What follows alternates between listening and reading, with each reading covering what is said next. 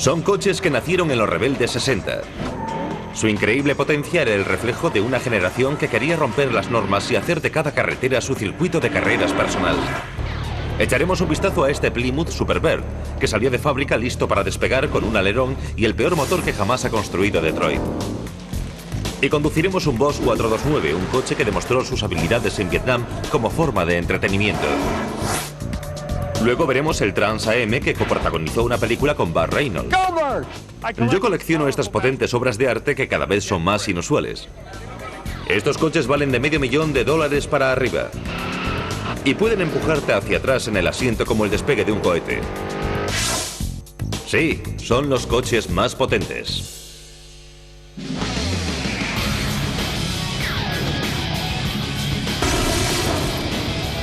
Los coches más potentes. Bienvenidos a mi mundo. Mi colección de muscle cars o coches potentes. Me gustan porque son como yo, no siguen las normas. Como mi Hemi Challenger, mi AC Cobra y mi Boss 429 Mustang. Los fanáticos de los coches como yo siempre hemos querido algo más que un simple medio de transporte. Queremos sentir la fuerza de la gravedad cuando le damos caña. El problema era que en Detroit estaba prohibido poner grandes motores en coches pequeños y ligeros. Mis coches no existirían si una nueva generación no hubiese roto estas reglas y empezado la moda de los llamados muscle cars. Se inició en 1964. La era de los coches potentes surgió gracias al optimismo americano. Y sin duda en los 60 había mucho optimismo.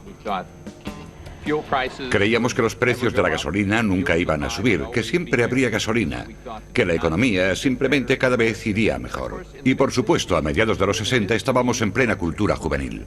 La cultura incluía grupos como los Beach Boys, cuyos grandes éxitos fueron la banda sonora de la generación de los muscle cars. Además, la recién inaugurada red interestatal de 66.000 kilómetros de autopistas en las que se podía conducir rápido aumentó la demanda de estos vehículos. Estábamos rompiendo las reglas en las calles. Conducíamos rápido y no eran los coches más seguros del mundo.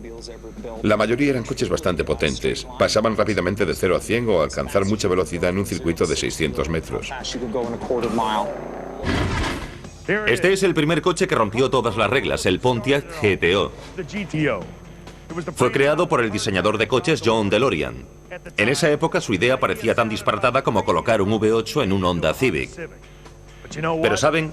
Ese pequeño podía correr, y eso era lo único que importaba. En 1956, John DeLorean era un joven y prometedor ingeniero mecánico que trabajaba para General Motors. Su reto, vender más Pontiacs y hacerlos más atractivos. El problema era que hacían automóviles con un aspecto muy antiguo y como consecuencia perdían clientes. Sus ventas disminuyeron y sus coches no tenían nada de especial porque no lo intentaban. Era una situación bastante triste. Para cambiar la imagen desde cero, DeLorean y su equipo diseñaron en 1959 un nuevo modelo de Pontiac de alto rendimiento. Propuse un concepto casi accidentalmente que consistía en ensanchar los ejes del coche, creando el llamado Pontiac Wild Track. Y al aumentar los ejes unos 10 centímetros, las ruedas salían hacia los lados del coche, y de repente este parecía totalmente nuevo, perfecto para la carretera. No era como el típico coche que no parece ajustarse a las necesidades de nadie. Fue increíble cómo ese pequeño cambio supuso tal diferencia. El Pontiac Wild Track captó la atención de jóvenes compradores y aunque estaban disponibles con potentes motores de 6.300 y 6.900 centímetros cúbicos, aún no se consideraban muscle cars. En su lugar recibieron el nombre de Super Duty, Super Servicio. Para aumentar su prestigio, las versiones modificadas de estos nuevos Super Duty llegaron al circuito de carreras. En un año ganamos 49 de las 53 carreras del país. Y esto causó gran entusiasmo en la división y nos acercó a un público más joven. Perdimos el sector adulto de compradores, pero ganamos compradores jóvenes, un público más consumista, que es lo que buscas en el negocio del automóvil. DeLorean sabía que las carreras vendían coches y el siguiente paso lógico era colocarle un motor grande a un coche más pequeño y ligero, pero había un problema. La política de General Motors exigía que los coches pequeños tuviesen motores pequeños y los coches grandes y caros tuviesen motores más grandes. Era por temas de seguridad y beneficios. ¿Pero acaso esto detuvo a DeLorean? Hoy en día los coches de General Motors son diseñados por ordenador y el diseño cobra vida en la pantalla. Pero en 1963, DeLorean simplemente construyó un prototipo. Cogí un pequeño Tempest y le puse un motor más grande, neumáticos agresivos y una palanca de cambios Harsh que compré por catálogo. Juntamos todas estas piezas y le pusimos una suspensión más dinámica. Era el coche con el que iba a trabajar todos los días. Era divertido y el fin de semana se lo dejaba a alguien y le decía, toma, pruébalo. Y luego no me lo querían devolver. Así que vi que había un mercado para este coche. Y era cierto, todo el mundo se enamoraba en cuanto se subían a él. DeLorean llamó a este prototipo GTO, en homenaje al coche de Ferrari V2, el Gran Turismo Homologato. Su siguiente reto era conseguir que la dirección de General Motors diera el visto bueno al primer muscle car y empezaran su producción. Decidió romper las reglas y cuando consiguió la aprobación de los comités de General Motors, colocó un motor grande en este coche de tamaño mediano y de repente nació el GTO. DeLorean se saltó las restricciones de General Motors creando los primeros GTO no como modelos específicos, sino como alternativa al Pontiac Tempest de tamaño mediano. No era demasiado grande ni demasiado pequeño, pero sí relativamente económico. Tenía un potente motor de 6.300 centímetros cúbicos y, por supuesto, tenía un aspecto muy contemporáneo. Nada más salir al mercado, el GTO tuvo una respuesta increíble de público. El coche fue un auténtico éxito. Y es gracioso porque no era un coche impresionante. Era atractivo, pero no precioso. No era una locura de coche. Tenía el aspecto de un coche corriente de mediados de los 60, pero a su vez podía correr mucho. ¿Quieren ver lo que realmente ayudó al GTO a correr de esa manera?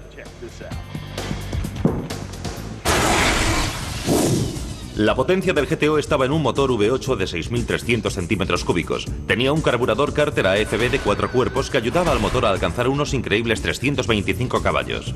Pero los auténticos fanáticos pedían el coche equipado con 3 carburadores de doble cuerpo, una opción conocida como la triple potencia que aumentaba la capacidad del motor hasta 360 caballos. La fábrica anunció que este coche podía pasar de 0 a 100 en 6,6 segundos y recorrer un circuito de 600 metros en 14,8 segundos a unos cómodos 150 kilómetros por hora. En otras palabras, este no era el Pontiac de papá, y en el 64 no había nada parecido. Los 70 millones de niños del baby boom de la posguerra ya se habían convertido en adolescentes y jóvenes adultos. Este coche definía su nueva cultura automovilística. Tenía asientos deportivos y un cuadro de mandos con detalles como la bandera de carreras del velocímetro. Los directivos de Pontiac esperaban vender unos 5.000 modelos especiales en el primer año de producción. Pero para cuando desapareció el humo de las ruedas en 1964, Pontiac había vendido más de 32.000 unidades. DeLorean y su equipo estaban en racha. Para aumentar las ventas del año siguiente, Pontiac lanzó la campaña publicitaria del Tigre. Pontiac's GTO is all tiger. Los anuncios llamaban al GTO el coche para el hombre al que no le importaría montar un Tigre siempre que alguien le pusiese ruedas. Quizás fuera el Tigre, pero yo creo que el coche se vendía solo. En 1966 este ya era el modelo más vendido de Pontiac hasta la fecha. Más que una moda pasajera, el GTO era un reflejo de su época, del surgimiento de una nueva cultura. Creo que este coche en concreto es propio de aquella cultura. Representa una era. Era una época muy revolucionaria. Estaban los problemas de los derechos humanos, el movimiento feminista, todos los movimientos activistas contra la guerra de Vietnam, y estos coches fueron construidos en esa generación. Era una generación de jóvenes muy alterados. Y yo creo que Detroit se dio cuenta de que estos individuos eran diferentes a sus padres y a sus abuelos. La obsesión por la velocidad y la competición provocó el nacimiento del GTO, el primer muscle car de los Estados Unidos. Y le siguió la revolución de los muscle cars, máquinas infernales que otorgaron poder a las personas. Velocidad, estilo, humo. El éxito del primer muscle car, el GTO, hizo que toda la industria automovilística se centrase en fabricar coches potentes y con estilo. Pronto las 3 grandes, General Motors, Chrysler y Ford, venderán automóviles de alto rendimiento que correrán como coches de carreras y serán incluso más bonitos. Es el inicio de la era de los muscle cars, de los coches potentes. Entonces, ¿cómo podemos distinguir un coche normal de un muscle car? Si hubiesen estado por aquí en los 60 o 70 lo sabrían.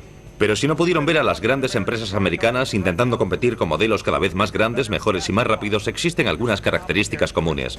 Primero, el muscle car solía ser una versión de producción limitada de un coche de serie, como el Yenko Camaro de 1968, un coche mediano con un motor muy potente bajo el capó.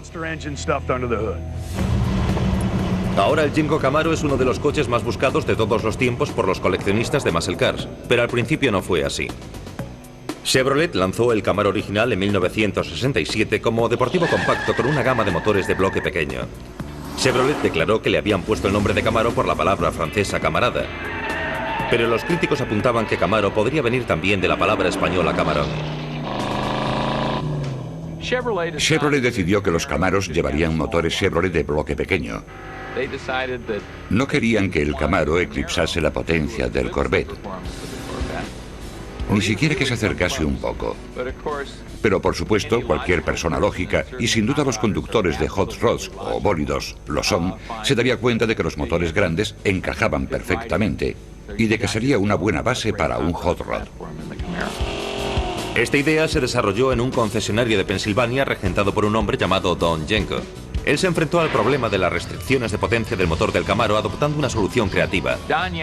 Don Yenko era un distribuidor que decidió saltarse las normas, pero no le pillaron. Construyó Chevrolets de alto rendimiento antes de que ellos lo hicieran. Hacía cosas para trucar los Chevrolets. Cuando le llegó el turno al Camaro, se dio cuenta de que podía seguir su tradición con este coche. En cuanto los Camaros empezaron a llegar a su concesionario, Don se puso a trabajar transformando estos coches de poca potencia en firas del asfalto denominados Yenko Super Camaros. Paul Moyer entró en el concesionario de Chevrolet de Don Yenko buscando algo de emoción. Le dije, mire, estoy interesado en un Corvette. Y me dijo, ¿estás seguro de que quiere un Corvette? Le diré lo que haremos. Estamos modificando los Camaros para que corran mucho más. Igual le gustaría uno. Le diré lo que voy a hacer. Si usted quiere uno de estos Camaros, yo se lo conseguiré. Esto pasará a la historia de los coches potentes. Recuerdo que en aquella época participaba en carreras urbanas y era muy rápido. Ganaba a la mayoría de los coches con los que me enfrentaba. Y todo el mundo me decía, ¿qué es eso? ¿Qué tienes ahí dentro? ¿Qué le has hecho? ¿Quién te lo ha hecho? ¿Qué es? Por tanto, casi nadie sabía de esto. Pero cuando les ganaba la carrera se daban cuenta del potente coche que tenía entre manos y todos me decían que querían comprar uno igual.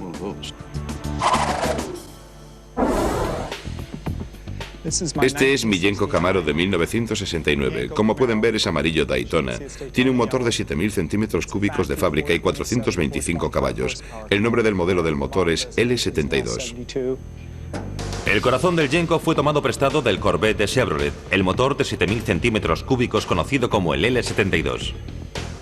Por fuera, el Super Camaro de Yenko era igual al Camaro estándar. Pero no nos equivoquemos, era un animal totalmente diferente. Ante un Yenko Camaro no sabías que estabas ante algo diferente hasta oír el tubo de escape y el motor. No era un motor normal, estabas ante algo especial, sobre todo si tenías el oído exigente de un conductor de bólidos. Don Yenko añadía gráficos en su taller. Los embellecedores de llantas fueron añadidos en el taller.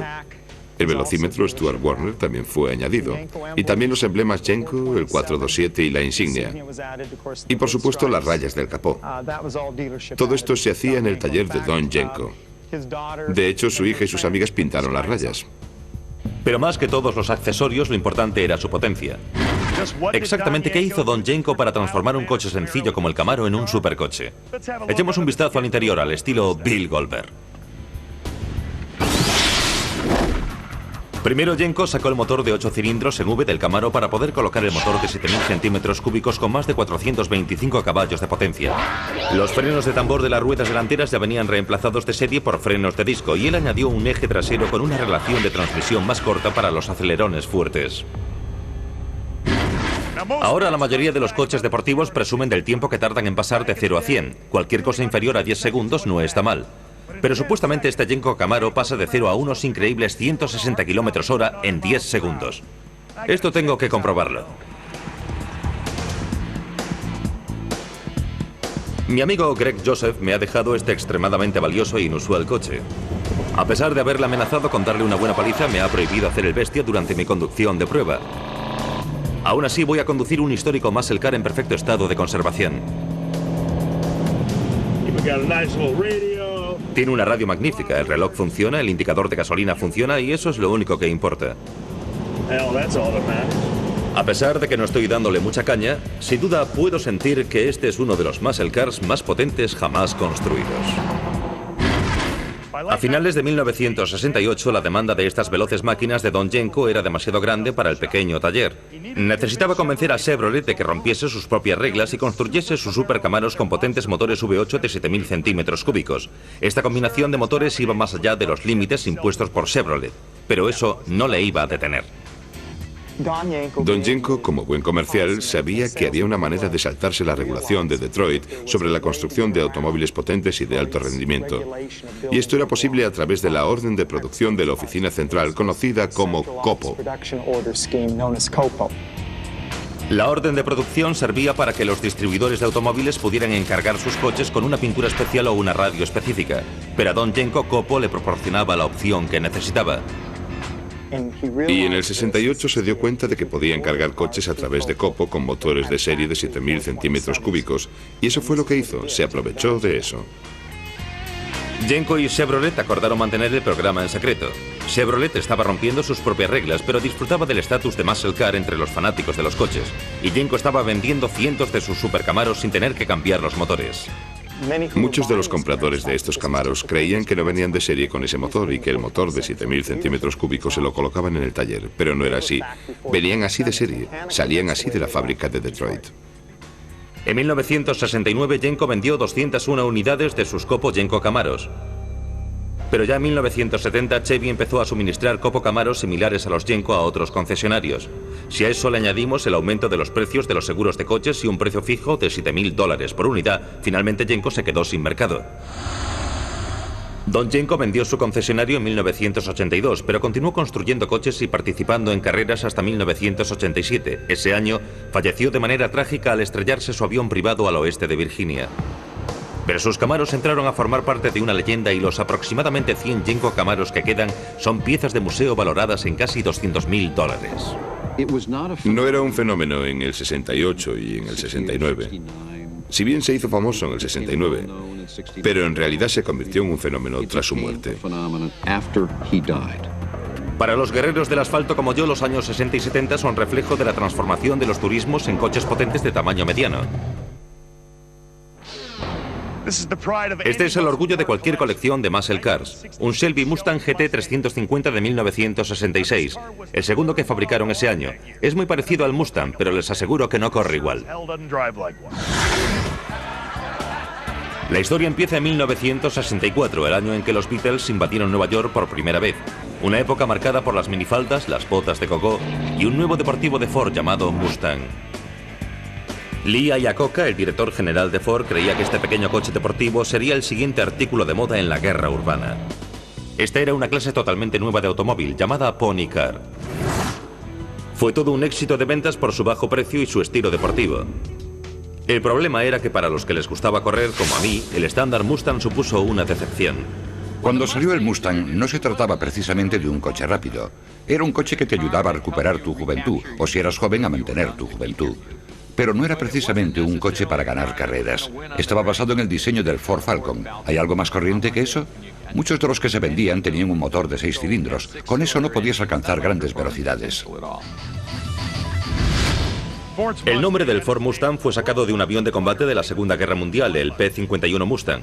Pero aparte de su legendario nombre, no había mucho más bajo el capó hasta que un hombre de Texas llamado Carroll Shelby entró en escena con algunas ideas. Carroll Shelby empezó criando pollos en una granja. Y este granjero pasó a ser, en un espacio muy corto de tiempo, piloto de carreras para un tipo llamado Enzo Ferrari. No está mal. Debió de suponer un cambio increíble para un hombre del oeste de Texas acabar trabajando como piloto de Ferrari. Shelby ganó su primera carrera a SCCA en un coche que era una mezcla de tecnología británica y americana, el Allard Cadillac Roadster de Inglaterra con un motor de 8 cilindros en V. En 1957, Carroll Shelby fue nombrado conductor de coches deportivos del año por la revista Sport Illustrated. Entonces, en 1959, consiguió ganar las 24 horas de Le Mans. Pero su carrera de piloto iba a tomar una curva inesperada. En el Gran Premio de Fórmula 1 de 1960, Carroll Shelby empezó a sentir dolores en el pecho. Sus médicos le diagnosticaron una cardiopatía. Le insistieron en que debía dejar las carreras. Tenía 37 años. Pero el testarudo tejano estaba decidido a convertirse en una leyenda de la Fórmula 1. Si no podía conducir, quería seguir por lo menos en el mundo de las carreras. La cuestión era cómo hacerlo. Durante el tiempo que estuvo pilotando en Europa, Carroll Shelby decidió que si los italianos podían hacerlo, sin duda él también podía, y podría competir contra Enzo Ferrari. Así que decidió construir un coche de carreras con un chasis ligero. Shelby empezó con un truco que había aprendido de aquel Allard Cadillac de su primera carrera. Coger la carrocería más ligera que puedas encontrar y colocarle dentro el motor más grande que puedas. Para el chasis, Shelby escogió el Ace, un coche del fabricante británico AC. Cuando levantó el chasis, su carrocería de aluminio pesaba solo 22 kilos. Shelby siempre tenía lápiz y papel junto a la cama por si le entraba la inspiración durante la noche. Una mañana, Shelby se despertó y encontró la palabra Cobra escrita en el papel. El venenoso Cobra estaba destinado a simbolizar el alto rendimiento en carrera. Y cuando la primera carrocería AC llegó al taller de Shelby, enseguida supo lo que este ligero granuja podía conseguir con 8 cilindros de motor americano escondidos bajo el capó. Shelby construyó su primer coche en 1963. Era igual que este, mi AC Cobra. Shelby empezó con un 4.200 centímetros cúbicos, pero poco a poco fue metiendo un 7.000 centímetros cúbicos, que era como poner un V12 en un Mini Cooper. ¿Parece una locura? Quizás sí, pero el resultado fue el coche más rápido del mundo. ¿Qué tal si damos una vuelta en este pequeño? Y me refiero a una buena vuelta. El AC Cobra del 63 era extremadamente rápido. Iba de 0 a 100 en 5,6 segundos. Podía hacer un circuito de 600 metros en unos 13 segundos. Pero no solo se trataba de velocidad, cogía muy bien las curvas. Eso es porque, al igual que mi Ferrari, esta carrocería de AC fue diseñada para carreteras europeas con curvas. Se agarra muy bien a la carretera, en cuanto calientas bien los neumáticos. Las versiones posteriores de este coche con motores Ford V8, incluso más potentes, fueron los primeros coches en pasar de 0 a 100 en 4 segundos o menos.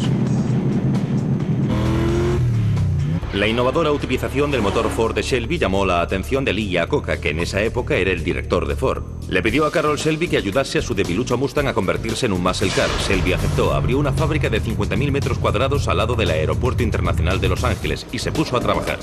This GT350 is a racing version of Ford's Mustang 2+2. Primero, Shelby cogía pedidos de Ford Mustang 2+2 Fastback equipados con un motor V8 de bloque pequeño de 4.700 centímetros cúbicos. Salían de la fábrica con 271 caballos, pero una vez modificados por Shelby podían llegar hasta los 306. A continuación, los Fastbacks tenían que pasar un cuidadoso proceso de reconstrucción. Shelby soldaba partes de la suspensión bajo el chasis y añadía más amortiguadores para mejorar la conducción. Según los Mustangs iban saliendo de la cadena de montaje, les añadía un colector de escape para potenciar el motor y aumentar la salida de los gases. El resultado fue un coche de alto rendimiento que servía para dos fines diferentes. Era un muscle car con el que podías hacer carreras urbanas, correr de un semáforo a otro, pero también era un coche de carretera. Shelby era muy bueno manipulando coches y los Shelby GT 350 eran coches tremendos. También eran muy bonitos. Shelby remató sus GT 350 con un capó de fibra de vidrio muy ligero y una toma de aire dinámica. También les colocó llantas de aluminio. Creo que Shelby fue capaz de vender y sacar el mayor provecho del estilo de los Mustang. Porque algunos de los Mustang con más estilo son los de Shelby. Gracias a Shelby, el Mustang se convirtió en el Ford mejor vendido de todos los tiempos. Durante los próximos 20 años se producirán más de 5 millones de unidades. En una época marcada por las protestas, el rock and roll y los peinados radicales, el Mustang se convirtió en un símbolo cultural en los Estados Unidos y en otros inesperados lugares más lejanos. Este pequeño de aquí es mi Boss 429 Mustang, más conocido como el Lowman, la otra parte de la historia del Super Mustang. Este coche tiene tanto en común con Bob Hope como con las carreras de coches. Es que verán, al igual que el popular artista, este muscle car, único en su serie, fue al extranjero a entretener a las tropas en tiempos de guerra. El Boss 429 era un Mustang de producción artesanal y serie limitada con un motor diseñado para correr. Solo 2 de ellos fueron convertidos en potentes máquinas que recibirán el nombre de Loman. Hace 4 años me enteré de la historia de este inigualable coche y enseguida supe que tenía que hacerme con uno. Entonces mi amigo y comprador de coches, Bob Johnson, vio el coche en una subasta hace 2 años y me lo compró. Me reuniré con él en Arizona, donde al fin recogeré mi coche. Bobby Johnson. ¿Qué tal, tío? Bien, ¿y tú? Hola, encantado de conocerte. Igualmente, mucho gusto, un placer. ¿Qué tenemos aquí, amigos? Has dicho que te traigamos el coche hasta aquí, pero ni siquiera sé cuál es, así que ¿por qué no me lo cuentas? Bueno, si es lo que creo que es algo que nunca he visto, solo por televisión. El Loman. Lo compramos hace 2 años. Lo compré hace 2 años, pero yo estaba peleando en Japón. Y mi amigo aquí, que le gusta gastar mi dinero como si fuera suyo, me consiguió este coche. Me llamó por teléfono. A las 4 de la mañana. A las 4 de la mañana en Japón. Bob me dijo que simplemente oyese el ruido del motor a través del teléfono y le dije, cómpralo. Pero no he tenido la oportunidad de ver lo que había comprado hasta ahora. Madre de Dios, mira este coche. Finalmente tenía mi Boss 429 Loman, una pieza única del mercado automovilístico y de la historia norteamericana. El motor ocupaba tanto espacio en la parte delantera que la batería y el radiador tuvieron que ser trasladados al maletero. Y por supuesto el Loman no solo tenía frenos, tenía un paracaídas. El motor del Boss 429 Loman era de inyección de combustible y se alimentaba con nitrometano, con lo que alcanzaba alrededor de los 1200 caballos. El triple que mi Ferrari Modena. La toma de aire de la parte superior es tan grande y absorbe tanto aire que lo apodaron el atrapapájaros. ¿Alguna pregunta? El Loman era parte de un singular equipo de carreras que viajó a bases militares, pistas de aterrizaje y selvas de Asia durante la guerra de Vietnam. Los muscle cars eran tan populares entre los jóvenes que empezaron a hacer giras. Hacían giras para visitar a los soldados, como si fueran un programa de entretenimiento, como el programa de Bob Hope. Pero en vez de tener a Joel Edgerton entreteniendo a la gente, estaban los Mustang Boss 429. La idea de las giras se le ocurrió a un abogado de la industria automovilística y aficionado a las carreras llamado Al Ekstrand. Para su gira de 1970, 2 Boss 429 y otros Fords modificados hicieron un viaje de 57.000 kilómetros.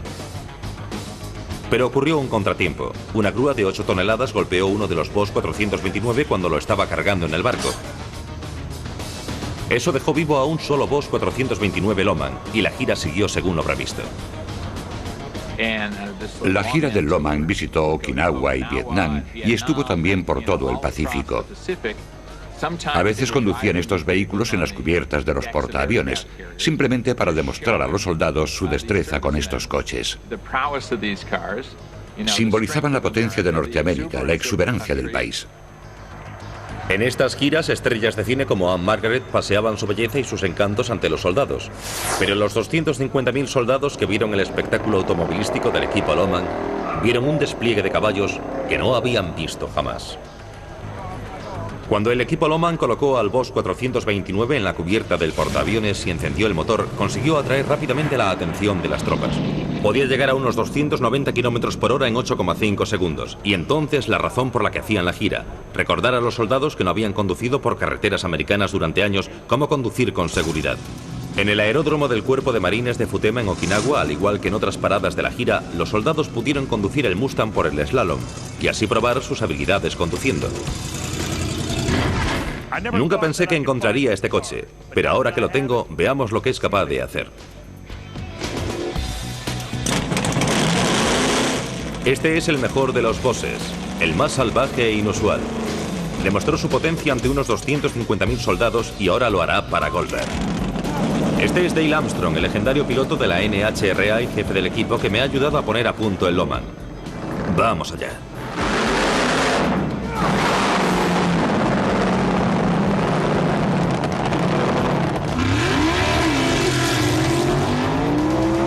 Fiel a su fama, el Loman es una auténtica bestia que te empuja con fuerza hacia atrás en el asiento, haciéndote sentir algo que no has sentido jamás. Esto debe de ser lo que se siente cuando vas dentro de un cohete. Sigue quedando otro grupo de coches potentes ahí fuera. Les daré una pista. Mopar. Algo que les encanta hacer a los fanáticos de los muscle cars es dejar en el asfalto un poco de goma de neumático. Vale, un montón de goma. Y nada destroza más los neumáticos que la potencia de un Chrysler EMI. Esto es lo que da potencia a los Chargers, Challengers, Daytonas y EMI Cudas. Los coches potentes de Chrysler, que hoy en día están entre los más rápidos e inusuales de su género, que tienen todos en común lo que está bajo el capó. Estamos viendo un motor 426 EMI de Chrysler. Aquí mi Dodge Challenger descapotable de 1970 con motor EMI 426, 425 caballos de potencia y velocidad máxima de 240 km por hora. Esto se debe a su motor de 7 litros, 3 veces más grande que el de un Honda medio de hoy en día. El EMI 426 era un motor tremendo, tenía un par motor prodigioso y 425 caballos de potencia. Y las grandes cabezas semiesféricas del motor eran impresionantes desde un punto de vista estético. Cuando levantabas el capó veías estas enormes cabezas semiesféricas del motor con un carburador de 4 cuerpos. Era uno de los motores más impresionantes que he visto jamás. Este motor fue colocado en los Chrysler en 1950.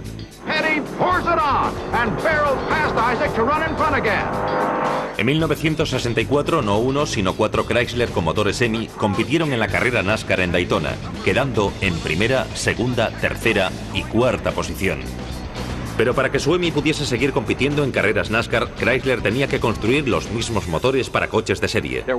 Antes, en las carreras NASCAR participaban coches de serie, eran coches de fábrica, al contrario que hoy en día en que todos están trucados.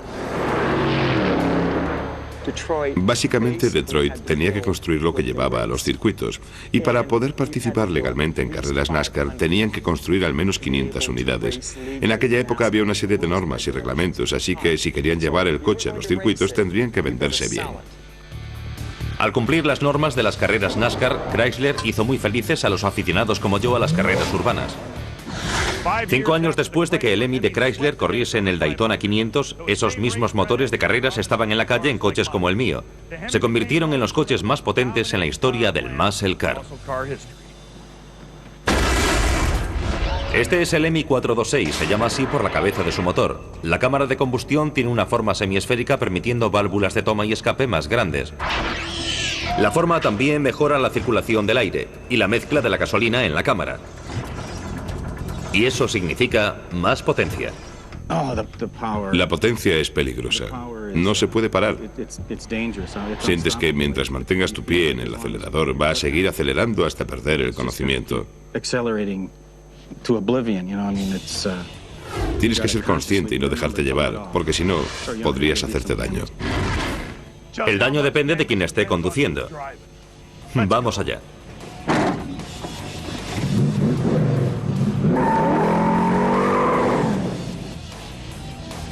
Dodge fabricó el Challenger durante 4 años, pero se fabricaron menos de 100 descapotables con motor EMI, así que mi coche es bastante inusual. Si una cosa sé hacer es dejar un buen rastro de neumáticos. ¿Qué es esto? En 1969 el motor EMI se había convertido en el rey de las carreras NASCAR, pero el motor era lo más rápido y potente que será jamás. Entonces, ¿cómo podía hacer Chrysler para que sus coches corrieran aún más? La respuesta estaba en la ciencia aeroespacial. Y el resultado fue este Plymouth Superbird. Este coche en particular que está detrás de mí es un 426 EMI Superbird de 4 velocidades. Tiene uno de los 58 motores EMI de 4 velocidades construidos ese año para el modelo Superbird. Tuvieron que fabricar al menos 500 unidades de estos coches para poder participar legalmente en el circuito NASCAR. Y este coche fue específicamente fabricado y estilizado para ser usado en el circuito de carreras. Este muscle car o coche potente fue inspirado por un hombre, el legendario piloto de carreras NASCAR Richie Petty, el mejor piloto del equipo Plymouth, ganador de 7 carreras NASCAR. Petty dejó Plymouth, algo que fue muy traumático para él, y se fue a Ford. Para conseguir que Richard Petty volviese al equipo de Plymouth, fabricaron el Superbird, que le daría una ventaja sobre los demás pilotos. Esa ventaja era pura ciencia aerodinámica. Dicen que Chrysler contrató a ingenieros de diseño de la NASA para que diseñasen un morro y un alerón con la capacidad de cortar el aire. ¿Quieren ver si funcionó? Los ingenieros utilizaron como base el Plymouth Roadrunner. Luego le añadieron un morro de acero que podía cortar el aire como un cuchillo. En la parte trasera del coche añadieron un alerón o spoiler de 48 centímetros de alto.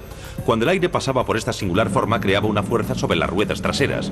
Esto empujaba el coche firmemente hacia abajo, adhiriéndose a la pista y creando una mayor estabilidad, transmitiendo la potencia sobre el asfalto. En 1970, Petty volvió al equipo Plymouth y los Superbirds hicieron historia en las carreras NASCAR.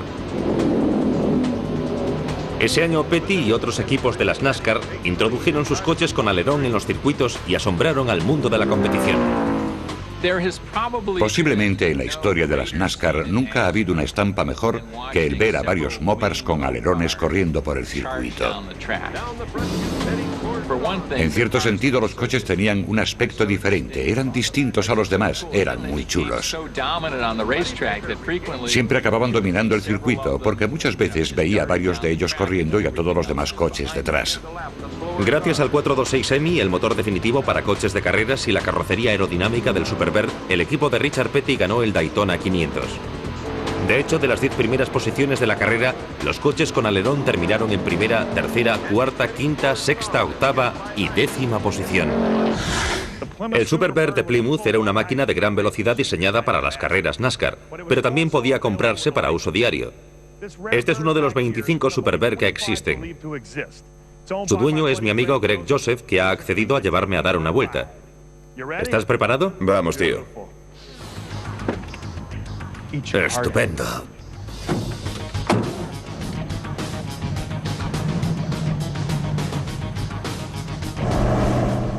¿En su época este era uno de los coches más rápidos? Sí, pero no era un coche de carreras urbanas. Entonces estaba orientado de manera diferente. Estaba orientado de otra manera. Era mucho más pesado. No servía para hacer carreras urbanas. Eran coches de carreras de circuito que tenían un tope quizás de 240 kilómetros por hora. Un coche tan pesado como este era algo increíble para su época. Igual de impresionante que la velocidad máxima alcanzada por estos coches es el precio que estos inusuales automóviles tienen en el mercado hoy en día. Esta es la famosa subasta de automóviles de Barrett Jackson en Scottsdale, Arizona. Una subasta anual con algunos de los coches más impresionantes del mundo. Yo he comprado aquí algunos de los míos. Esta vez he venido en busca de algún muscle car de Mopar. La estrella de la subasta era el Superbird 426 Hemi de transmisión automática y 8 cilindros en V de 1970. En el pasado, coches tan inusuales como este se habían vendido por más de $100.000. Cuando la subasta finalizó, un Superbird similar a este había alcanzado los $308.000. $300.000 es un precio increíble para un coche que en 1970 se habría vendido nuevo por alrededor de $4.000. Si no fuera porque vi con mis propios ojos la subasta, no me lo hubiese creído. Y no solo los Superbirds se llevan las grandes sumas de dinero. Por todo el país, los talleres de coches potentes se están dando prisa por restaurar Mopars como este. Un Dodge Challenger RT 440 descapotable de 1970. Este está siendo restaurado para la colección Torino. Cuando esté terminado valdrá más de $500.000. Como parte de esta restauración se le colocarán unos nuevos neumáticos radiales que son mucho más seguros que los neumáticos convencionales utilizados en los 60 y 70. Gasolina de 30 centavos, con cantidad de plomo, seguros de coche baratos, ningún control de emisiones, goma de neumáticos quemada. ¿Suena al paraíso?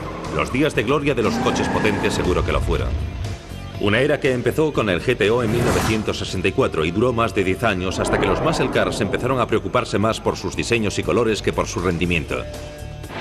Pero el cuento de hadas tenía que terminar y no de una forma feliz. Las leyes medioambientales obligaban a que los motores funcionasen con una gasolina más limpia y sin plomo. Esto redujo el rendimiento de estos motores tan increíbles en el pasado. Entonces llegó la crisis energética y la gasolina dejó de costar 30 centavos los 3 litros. Así que había que asumirlo. A estos coches no les quedaban muchos más kilómetros por recorrer. El fin de la era de los muscle cars casi coincide con el final de lo que yo llamo los revolucionarios 60. Se dejaron de fabricar por las nuevas leyes, la política y la preocupación por el medio ambiente. Entonces, la Agencia para la Protección Ambiental hizo que Detroit tuviera que enfrentarse a pequeñas regulaciones con estos coches, reduciéndoles drásticamente su potencia. La gasolina con plomo estaba dejándose de fabricar, y el muscle car americano, como mejor funcionaba, era con gasolina con plomo. Lo que realmente los eliminó del mercado casi de un bandazo fue la crisis del petróleo de 1973 y 74. De repente no había cantidades ilimitadas de petróleo. Nuestros recursos parecían limitados en vez de ilimitados. Y como consecuencia, los muscle cars desaparecieron casi de inmediato. A principios de los 70 les empezaron a llamar coches chupagasolina. Y Detroit inició una moda que consistía en fabricar coches que consumieran menos gasolina. Los GTOs, los Chargers y los Challengers fueron reemplazados por los Gremlins, los Vegas y los Pintos. Pero entonces llegó. Fue casi como un repentino renacimiento, porque a finales de los 70 en realidad no nos habíamos rendido. No habíamos perdido aquel optimismo americano que representaban los muscle cars. Y entonces se estrenó la película Los Caraduras. En la película Los Caraduras aparecía el Firebird Trans AM. Era la culminación del Pontiac Firebird, un hermano del Camaro introducido en 1967. Firebird sacó su nombre de la era aeroespacial de Pontiac, aquel coche experimental de los años 50 que incorporaba un motor de turbina. Pero los Firebirds de serie ofrecían a los compradores unos motores más convencionales. En 1977 Pontiac lo sacó a la venta con un modesto motor de 6 cilindros y 3.700 centímetros cúbicos con unos míseros 135 caballos de potencia. Pero también estaba disponible con otros motores de 8 cilindros en V. El más potente era el de 6,5 litros. Esto le daba al coche una potencia de 200 caballos. Eso ya era suficiente para un buen rendimiento, pero no fue un éxito de ventas. Necesitaron que Burt Reynolds transformara el Firebird en una leyenda americana. En 1977 Los Caraduras fue un éxito de taquilla. Se convirtió en la segunda película más taquillera del año junto con Star Wars, La Guerra de las Galaxias. En ella aparecía este estilizado Pontiac Firebird Trans AM. Y si se fijan bien, casi podríamos ver al volante al mismísimo Burt Reynolds. ¡Goldberg! Dios mío, Burt, ¿qué haces ahí? He estado buscándote por todas partes. ¿Quieres dar una vuelta? Mira, no puedes ir dando vueltas en coche por ahí con tipos tan tranquilos como Jay Leno. Quiero decir, tienes que meterte en un coche de verdad. Sube. Bien. ¡Sí!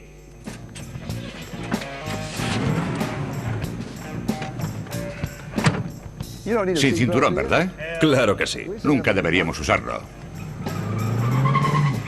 Apodado como el pájaro de fuego por el gigante dibujo de un pájaro en llamas en su capó, el Trans AM del 77 no era exactamente un muscle car, porque su motor era menos potente debido a su sistema de control de emisión de gases. Pero ¿qué más da? Tenía neumáticos de invierno, un alerón y Abarth. Vale, fijaos bien en esto.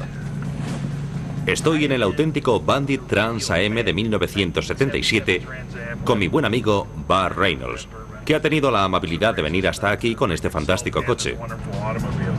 Los Caraduras convirtió al Firebird en un éxito. Todo el mundo quería uno. En 1978 batió el récord de ventas del año, ya que se vendieron cerca de 176.000 unidades. También encendió de nuevo la llama del amor de los americanos por los coches potentes. ¿Por qué? Porque era sexy. ¿Sabes cuál es la estrella más sexy con la que he trabajado? Adivino qué es esta. Odio tener que decirlo, pero aunque suene fatal, es esta.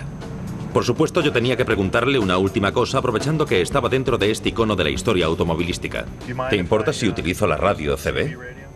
No, adelante. Y llama a Snowman. Snowman, ¿me oyes?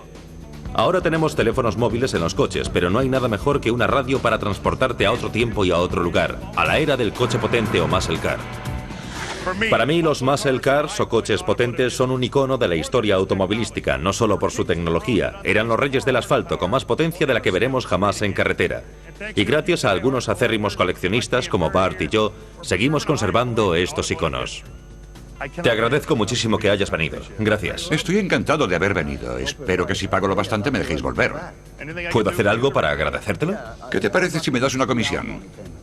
Estupendo. ¿Cuántos coches puedes llegar a vender? ¿Quieres dar una vuelta? Sí, vamos. Gracias.